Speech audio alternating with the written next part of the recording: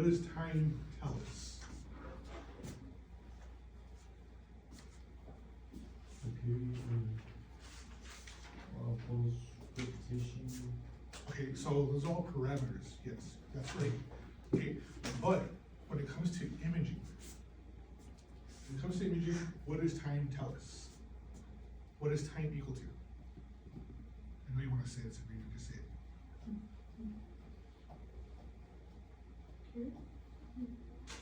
Depth. Depth, right?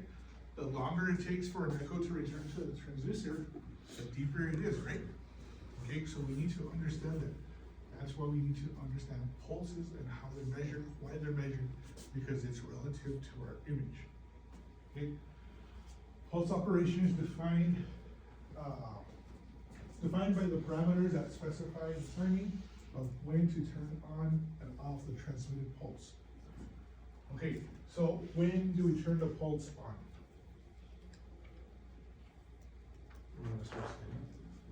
We start sending it, right?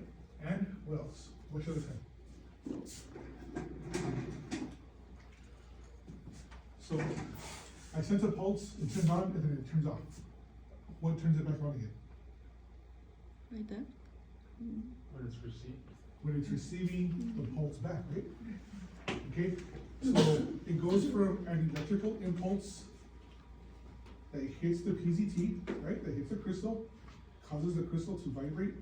That vibration goes out, right? So it goes from electrical energy to mechanical energy, right? To sound. It travels through the body, it bounces off the structure, travels back, vibrates the crystal again. That vibration turns into electrical energy that turns into a dot on the screen. Okay, does everybody understand that? Andrea? That's not your eyebrow raise. Okay, right now. Okay, okay. Okay, so if we understand that, then we understand how the machine is creating an image. And if we understand how the machine creates an image, we know how to optimize the images. Okay, that's the whole point, right? It's for us to get diagnostic images. That way the doctor can diagnose, right? Okay. So timing aspects are important for two reasons. Okay, so the ability to detect changes in time. Okay, so why would there be a change in time when we do ultrasound? Because you increase and decrease the depth. Okay, so we can increase and decrease the depth, yes, but let's just say that we're not switching the machine. But there's a difference in the time, right? In the receptions of the echo. Right? Why is there a change? What's happening?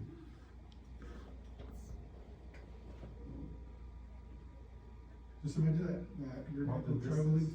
It was, it hit something like. Okay, so it hits different tissues with different propagation speed, right?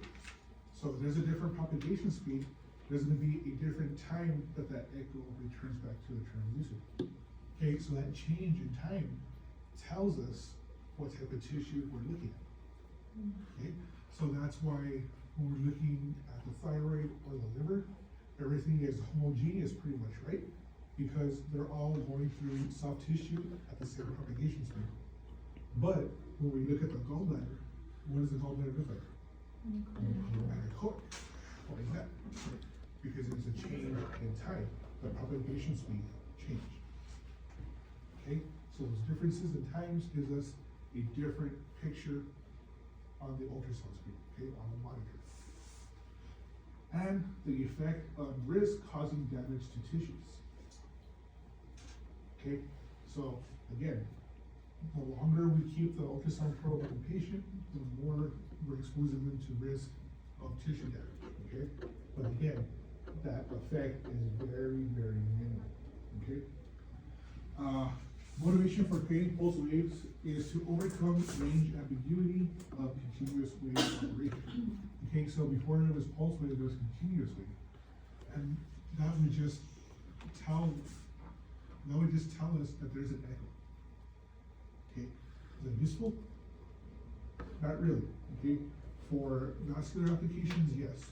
But for ultrasound imaging, for diagnostic medical imaging, continuous wave doesn't benefit us. Okay, we need to know where the structure is and where the echo came from, and we did that by creating pulse waves. Okay, and another related outcome is the distribution of heat.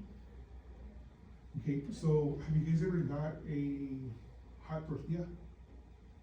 You pick it up, what do? You pick it up and you bounce it, right? Yeah. Okay, you bounce it, okay, so that's the difference between just holding the tortilla, right?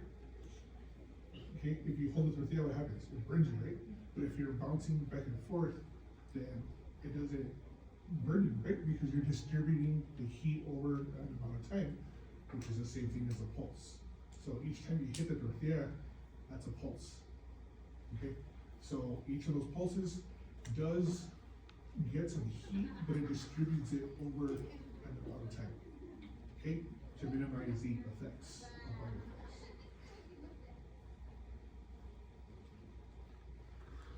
Okay, so definitions for pulse wave relating to imaging parameters.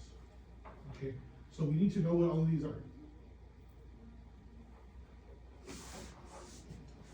You need to know what a pulse wave is, what an acoustic beam is, what the received beam is, display line, the image itself, frame rate, frame time, and sampling rate.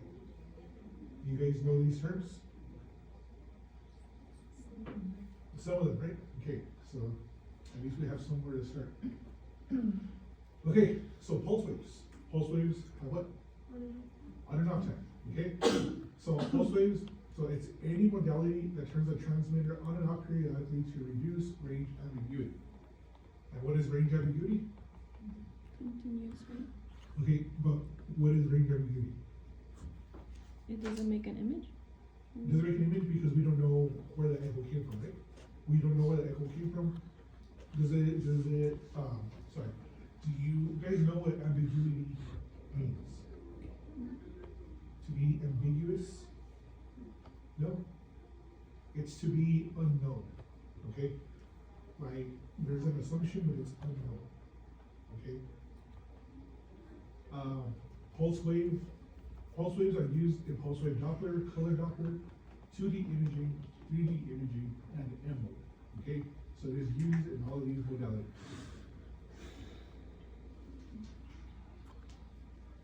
What is this measuring right here? Wavelength. Wavelength. Is it accurate? Mm. It's not accurate. What is this? It's pulse duration, right? And spatial pulse length. Snappers. Okay, so continuous wave, always on, always off. Pulse wave, on, off, on, off. Everybody understand? Yes. Okay, an acoustic beam. An acoustic beam is a single transmitted event in a specific direction and with associated echoes. Okay, so what do you guys think this is? This is a transducer. Okay, these are the crystals, and all of this are the electronics that tell the crystals when to fire. Okay, so everybody. Okay, so if you notice, each crystal has a line. Okay, each crystal has a line. This is dramatized just for representation. Okay, this isn't actually how it like it doesn't make a line with a direction. Okay, it's focused and it has that natural hourglass shape because of what? The Huygens principle? The Huygens principle? Huygens wavelengths, right? And constructive interference. Okay, so each of these crystals is responsible for its own scan line, which means it's responsible for transmitting its own sound and receiving its own sound. Does everybody understand that? Okay, so how many acoustic lines are in this image? 8. 1, 2, 3, 4, 5, 6, 7, 8. There's 8 acoustic channels. Okay, and the scan line is what? A single transmit event in a specific direction, which means that this crystal is activated and it sends sound in a direction downward and the echo return upward. Does everybody understand that? Okay, an acoustic line. So, are all these acoustic lines the same size? Yeah. Yes. What determines the size of the acoustic line? The crystal. The size of the crystal? The size of the crystal, yes, very good, okay? A wider diameter has a wider scanline. A more narrow diameter has narrow scanline. Okay? Which one do you want, narrow or wider? Depends on the time. Depends on your- Okay, but most of the time, we want narrow. We have a narrow scanline, a narrow sounding, we have better resolution. Okay, now we have the receive beam. So the receive beam is the same thing as the acoustic. Okay, that means that this crystal sends out that pulse, and it's receiving it directly to that crystal, right? Okay, so the returning echo is registered over time by the system from a single transmit event. Okay, again, these are all crystals. These crystals receive the echo and they transform it from acoustic to mechanical imaging to make our image.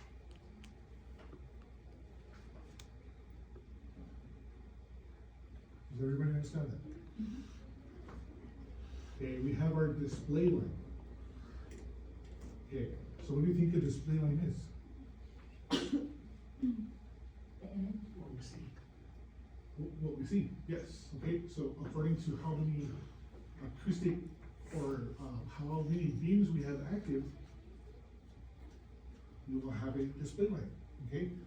So a display line is a data displayed on the screen that corresponds to a single direction within the patient. Okay, so each of these crystals has its own acoustic beam, receive beam, and is one scan line on the ultrasound image.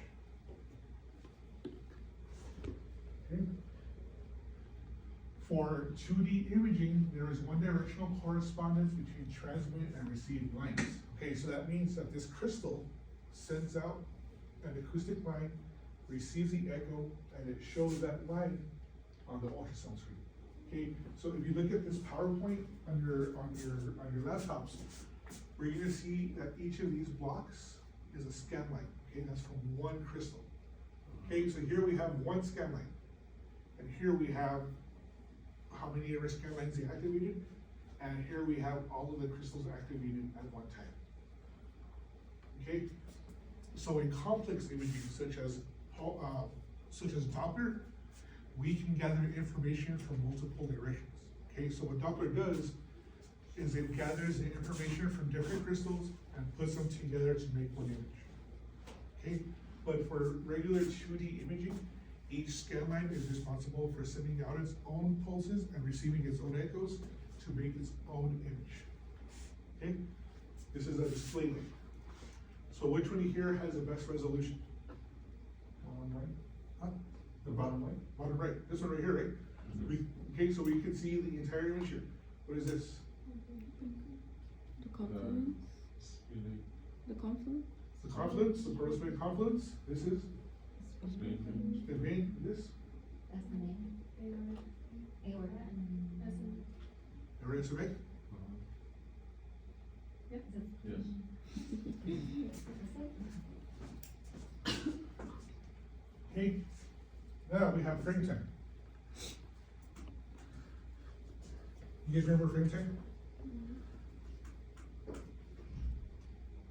No?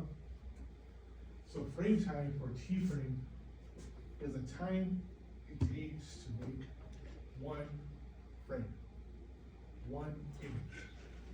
Okay, so let's just say that there's a person running, and we take a picture.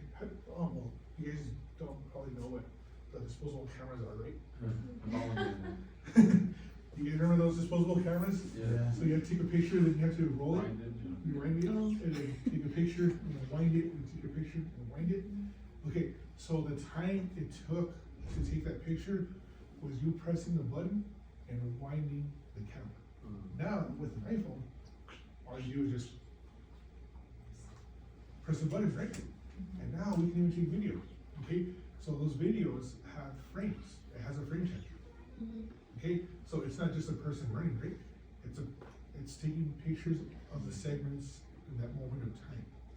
Okay, so the frame time is the time required to transmit and receive the required number of beams until the desired region of the patient is scanned. Okay, so here we have this scan rate and we have this one. Which one do you think has a higher frame time? The full image takes longer to make one frame, right? Because there's more scan lengths. Okay, this one we could make that frame of imaging fast, right? Okay, but which one has the best resolution? This one right here, right? Yeah. Okay, so this is where that give and take comes. Okay, we want better resolution, but it takes longer for us to make that image. Okay? So here, shallow imaging, shorter frame time or T frame. Deeper imaging, longer frame time or T frame. Okay, now we have frame rate. Okay, so how many frames do we have per second? Okay, so this is kind of like PRF, right? But instead of pulses, we're doing frames. Okay, so frame rate is a reciprocal of frame time. So if our frame rate is 10 frames per second, what's our frame time? 1 over 10 or 0.1. Or 0.1 frames per second. Okay, so the more frames we have, the better the resolution, right? Okay, but what do we give away for this better resolution? A longer time. Okay, it takes a longer time to make that image. Okay, so if we want a really good image, it would benefit us to use that for stationary objects like the liver, right? Okay, but if we're trying to evaluate the heart, we need a really high frame rate. Okay, so again, it's like give and take. So we get better resolution, but we get a higher T frame, which means that our frame rate goes down. Okay, so frame rate and T frame have what type of relationship? They're inversely and they're reciprocals.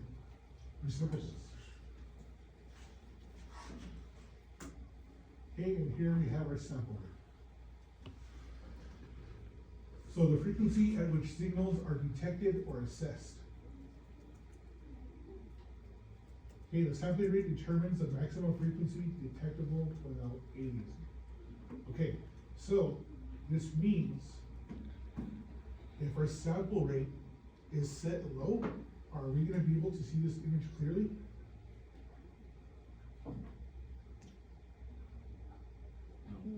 No, it's going to come out blurred, right? Because we're evaluating more samples than what our sample rate has given us. Okay, so the sample rate tells the machine which scan lines to evaluate, interpret, and display. Okay? And that is already preset, we can't change that.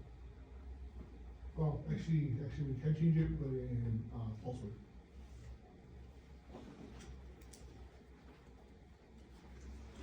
Okay, I just wanted to show you something really quick that's relative to frame rate.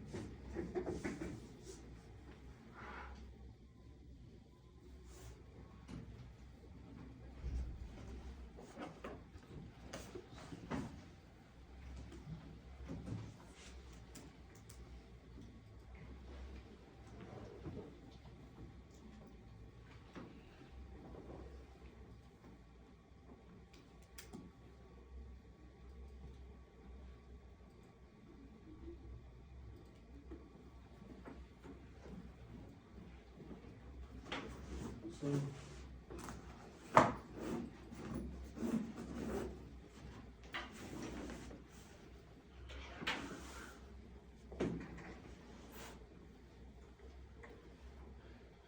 did you guys see that? Yes. Okay, so how is this bird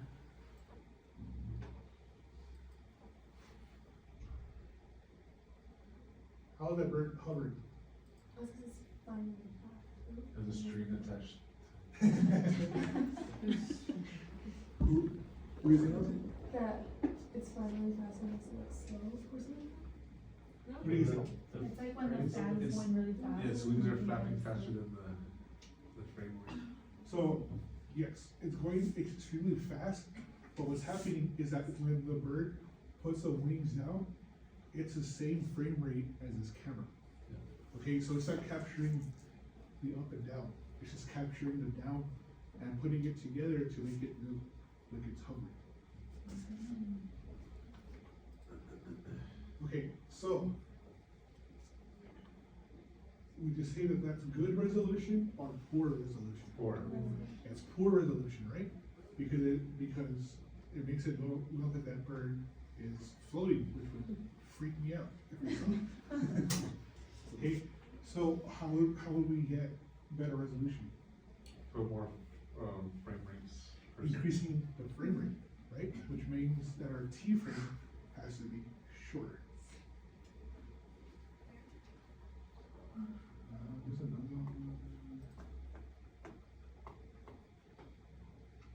Yeah, see, this is another big example. Okay, so how's this chopper moving without the propellers? It's going too fast. Does it mean that like our eyes, cause when we look at it, it looks the same like that? I don't, like you only see the four. So our eyes should be able to detect the rotation of the rotor up to a certain point. Okay, so right there, that means that the rotor is at the same frame rate as this camera Yeah. that's taking the video. That's why it looks like the rotors are moving. Okay, but if we saw it in person, we can actually see that the rotors are moving up until that point where the rotor reaches a point where our eyes are at that same frame rate. But would you be able to see it in the shadow? Oh yeah, definitely. Why do you think we would be able to see it in shadow? But it wasn't showing it in the shadow. That's why I was like. Oh, let me show you. It's a little bit weird. Interesting. Okay, but so the frequency would be lower in the shadow, right? Because it has a longer distance. Shadow. Oh yeah, that's pretty. Okay, so that's frame rate. Any questions?